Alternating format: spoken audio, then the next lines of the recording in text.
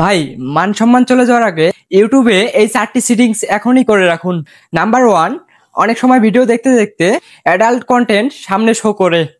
সেক্ষেত্রে আপনি ইউটিউবের অ্যাপসটা ওপেন করবেন। এখান থেকে আপনি সেটিংসের অপশনটিতে ক্লিক করবেন।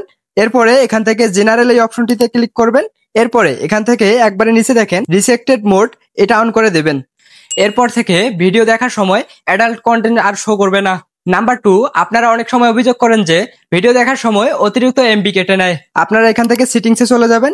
এরপর একটু স্ক্রল করবেন, নিচে আপনারা দেখতে পারতেছেন ডাটা সেভিংস নামে একটি অপশন, এখানে একটি ক্লিক করবেন। দেন এই অপশনটা অন করে দিবেন। ওকে, এরপর থেকে আপনারা যখন ইউটিউবে ভিডিও দেখবেন সেক্ষেত্রে আপনাদের এমবি অনেক কম কাটবে।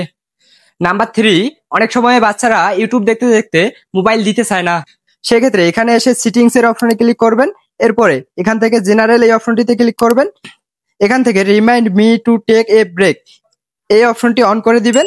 এখান থেকে আপনারা যে কোনো একটি সময় সিলেক্ট করে দিবেন।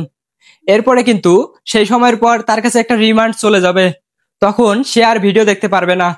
নাম্বার 4, ইউটিউবের সকল সার্চ হিস্টোরি ডিলিট করার জন্য এখানে এসে সেটিংসে ক্লিক করবেন। এরপর এখান থেকে ম্যানেজ অল হিস্টোরি এখানে ক্লিক করবেন। এরপরে এখান থেকে ডিলিট এখানে ক্লিক করবেন।